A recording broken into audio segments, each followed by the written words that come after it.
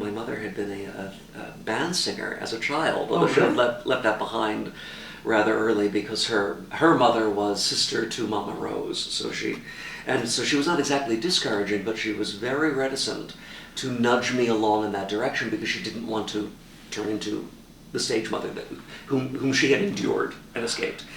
So it was really only when it seemed pretty clear that I was lost to the stage, that she began to say, well, actually, that singing that I did, I actually did it with bands and made recordings. And so finally I was 19 and said, so, all right, tell me the truth. What exactly happened? And so she told me Did you grow up on the stage, like backstage? I mean, I was a mother who was performer director, and I was so- a writer, so I mean that I was writing plays at 10. Oh, really? But I didn't have a piano until I was 16. So that was the other thing. It was so late, that I was really thinking, well, I'll be a writer and a librettist for the musical theater, because it was simply not economically possible. And then I got the piano, and it was this something between a love story and an obsession, every waking moment. Really? And taught myself to play more or less, but as soon as I taught myself to play, I was kind of picking stuff out. And so at that point I thought, well, maybe if I worked very hard at it, I could kind of develop, into something close to a songwriter, but that seemed the most that I could do. And really even getting the composition degree was to be overqualified as a theater songwriter.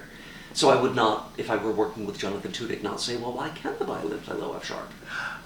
So that, but then as, the more I did it, you take counterpoint and you do all the exercises in the book as opposed to the ones that you were assigned because you're loving it. Some kind of algebraic part of your brain is lit up by the notion So of you knew from the beginning that you were going to be a composer. You No, just weren't calling it no, I composer. didn't. I just loved doing all the things that composers did, and I loved learning them, and I didn't seem to be bad at it. But that was not. I mean, honestly, I don't mean to be cute about it, but I can't, make this story untrue. It was after I had graduated during my tenure at Catholic University. And because I thought, well, this is my senior recital, and generally senior recitals are rather sad affairs, and you ask your clarinetist friend who's preparing for his recital, please take, an hour to do a terrible reading of my clarinet piece.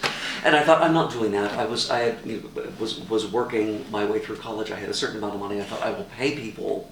We will do it at the church where I was working as the tenor section leader.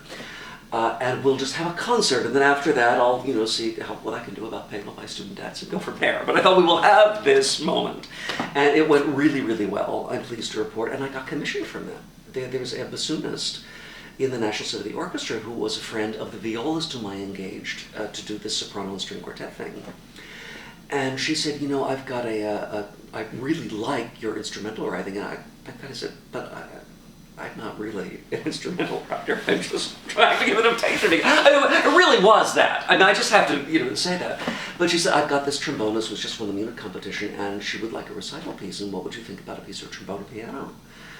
And I thought, well, sure. What's the worst that can happen? Then I met the trombonist, who was a beautiful player. And I thought, well, I'll try it. And it came off rather well. I'm pleased to report. And then Linda Harwell, who was the assistant principal, said, well, what about a piece for me for bassoon and piano and percussion? And sure. Anyway, the short version is that I kept having this response with choirs, with other people. And finally, the Eclipse Chamber Orchestra, which was not then, but is now, the official chamber orchestra of the National Symphony, had asked for an orchestra piece. And I really thought she was kidding. I really thought, okay, well, that's her way of saying I really liked your piece for Linda, but she can't possibly be serious about this.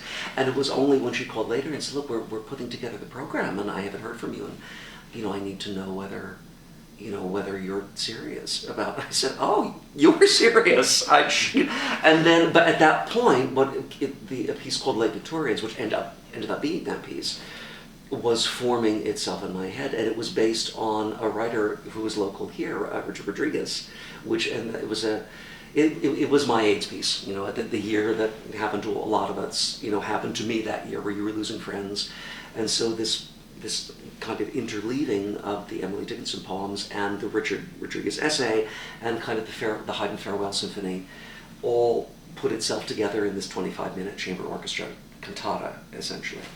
And Sylvia, God love her, just committed to it completely, and the performance was really very special. And at that point I thought, okay, number one, you have too many smart people and they can't all be delusional. And number two, you just heard this. Even I was surprised at what came out. And that was when I thought, okay, we need to stop. We need to kind of knock the air quotes off the word composer and start uttering it in a very small voice. And it was from that Little Women began. Little Women was supposed to be the summer opera theater, which was affiliated with Catholic University. And then you might know the story that artistic differences, as they say, happened, and then it didn't happen here, and Houston, then led by David, took an interest in it, and here we are.